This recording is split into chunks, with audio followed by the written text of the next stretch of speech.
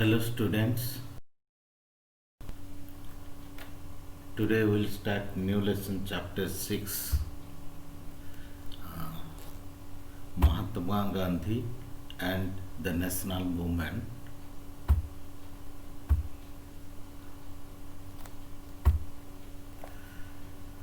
First we'll discuss Mahatma Gandhi's early life. Mahatma Gandhi, it is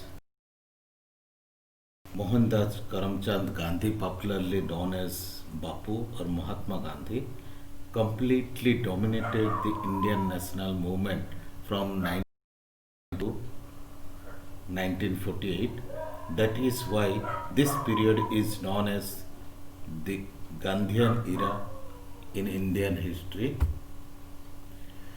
Mohanchand Karamchand Gandhi was born on October 2, 1869 at Porbandar in the present-day Indian state of Gujarat. His father was the Diwan, chief minister of Porbandar. His deeply religious mother was a devoted practitioner of Vaishnavism or worship of the Hindu god Vishnu, influenced an ascetic religious governed by tenets of self-discipline and non-violence. In 1888, at the age of 19, Mohandas left home to study law in London at the Inner Temple city's four law colleges. Upon returning to India in mid 1891, he set up a law practice in Bombay, but met with little success. He soon accepted a position with an Indian firm that sent him to its office in South Africa. Along with his wife Kasturabai,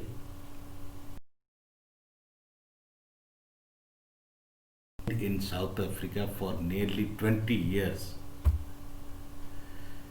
Gandhi was appalled by the discrimination he experienced as an Indian immigrant in South Africa. When a European magistrate in Durban asked him to take off his turban, he refused and left the courtroom. On a train voyage to Pretoria, he was thrown out of a first class railway compartment and beaten up by a white stagecoach driver after refusing to give up his seat for a European passenger. The train journey served as a turning point for Gandhi, and he soon began developing and teaching the concept of satyagraha, that is, truth or firmness or passive resistance, as a way of non cooperation with authority. Indians were not entered the hotels and clubs meant for the Europeans. Gandhiji soon became the leader of the struggle for justice in South Africa. During 1893 to 1914, he was engaged in a heroic struggle against the racist authorities in South Africa. He formed the Natal Indian Congress and suffered imprisonment. He started his non-violent civil disobedience movement to protest against racial discrimination in South Africa. Gandhiji fought the unjust law boldly but non-violently. He was several times mercilessly beaten and arrested, but he remained firm. At last, the government of South Africa had to accept sev- several of his demands. It was a great political success of Gandhiji. It developed him self-confidence to lead an agitation in a non-violent manner through his weapon of satyagraha. Gandhiji returned to India in January 1915 and spent the next 4 years in studying the Indian situation. During the course of 1917 and early 1918, he was involved in three significant struggles. That is, Champaran Satyagraha 1917. Champaran, it is in Bihar.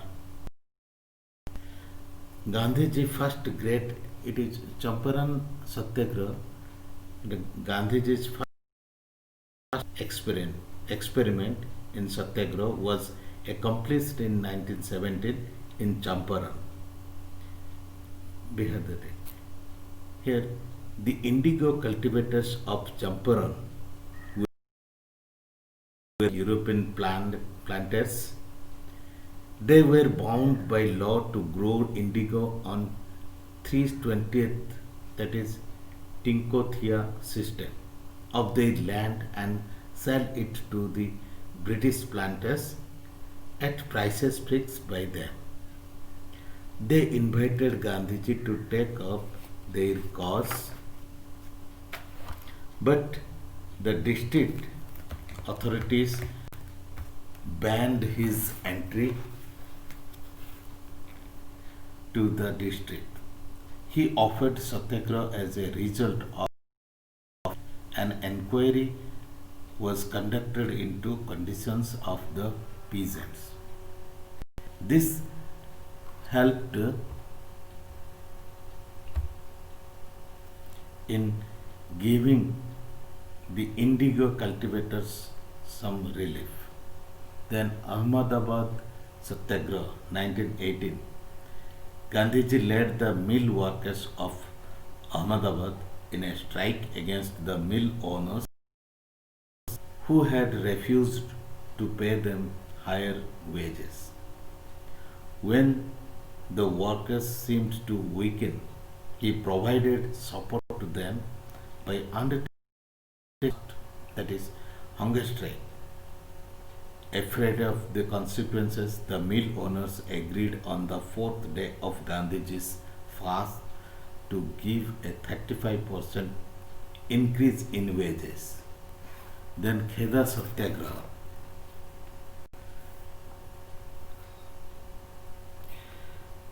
Kheda Satyagraha 1918. Crops in Kheda, that is in Gujarat, that is. So, and the peasants were not to pay land revenue.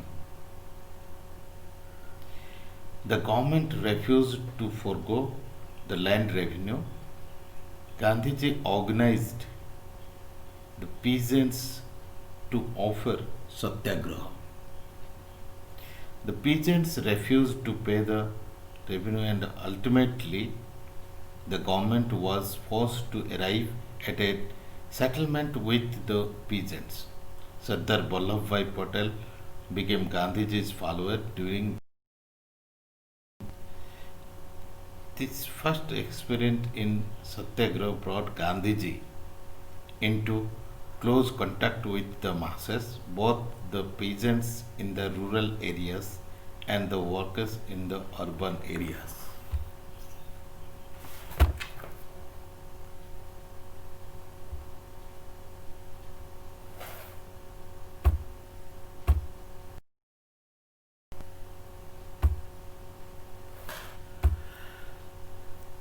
In this photo, in the famous Salt March of April in May 1930, thousands followed Gandhiji from Ahmedabad to the Arabian Sea to the British salt tax.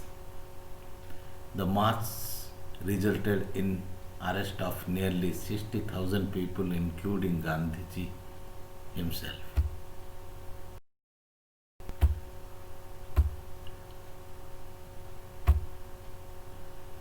So here Gandhi, Indira Gandhi was the daughter of Jawaharlal Nehru and her father became Prime Minister of India like her father. She was not related to Gandhi.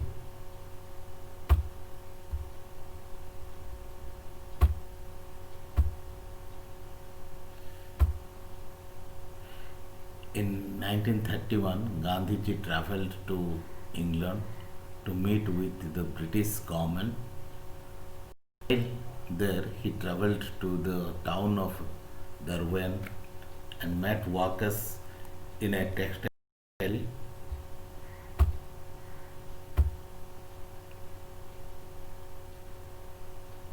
Then we'll discuss about Gandhiji's method and direction and ideals.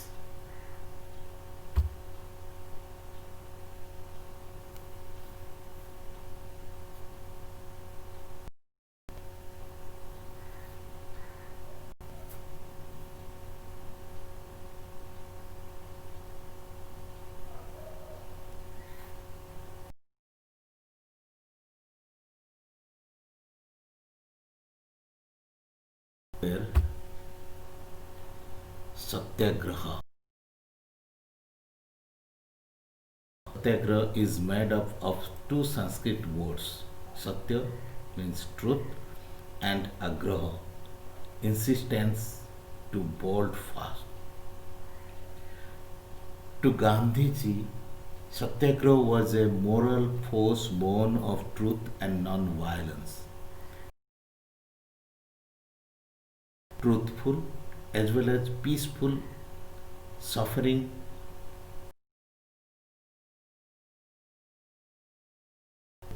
to what is wrong. But even while resisting evil, it would not involve hatred towards the evildoer. Gandhiji's Satyagraha movement was directed against the British system of exploitation and not the British people individually or collectively. Gandhiji made a distinction between Satyagraha and passive resistance.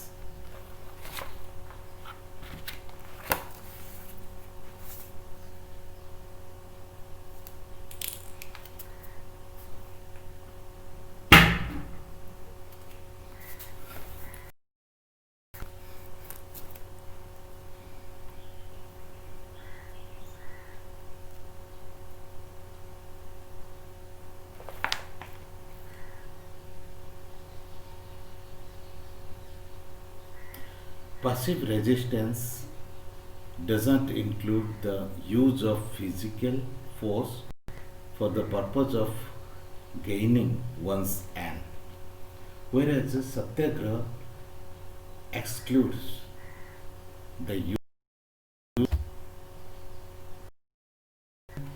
doctrine of non-violence. Non-violence means not killing or avoiding injury, but for Gandhiji it meant avoiding injury to anything by thought, word, or deed. According to Gandhiji, non-violence is not a negative but a positive and active force. It is the word strong which requires benevolence and sympathy. Mahatma Gandhi set an example before the whole world of achieving freedom from the mighty British power through a non-violent struggle. Thirdly, Swadeshi. Swadeshi means producing necessary items in one's own country and using them for one's use dependent on imported goods. Gandhiji believed that the use of Swadeshi goods would make us self-sufficient and eminent, eliminate our dependence on imported goods. Gandhiji emphasized manual labor and the use of the chorkha and khadi. Fourthly, mass movement.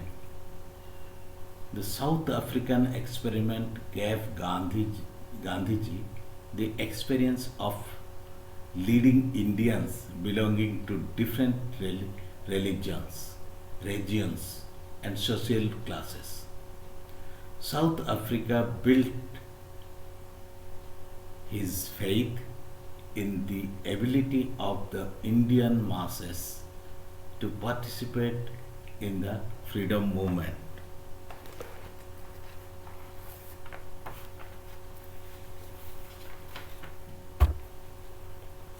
Next, Gandhiji's religious ideals.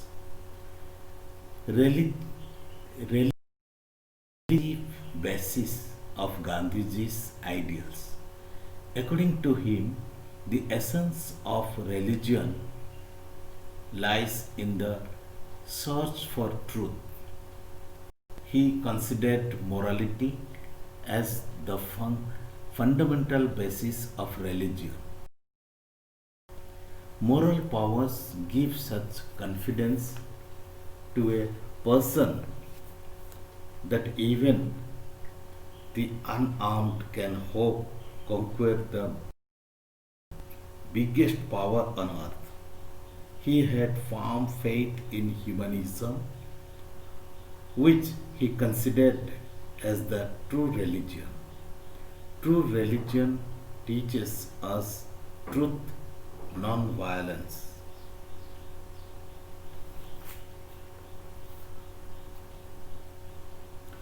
Then social ideals. Gandhiji's social ideals was a great social reformer. He was against the caste system. He considered untouchability as a curse of the Hindu society. He called the untouchable Harijans and asked the people to give them respect worthy of human beings. He himself lived in their colonies. He wanted to keep them within the nation's fold. To movements to remove all restrictions imposed on them. He left no stone unturned to improve their condition. Under his guidance, the Congress adopted the program for the upliftment of the Harijans and enlisted their support for the national movement. He advocated the right and stood for giving them equal rights and status with men. He inspired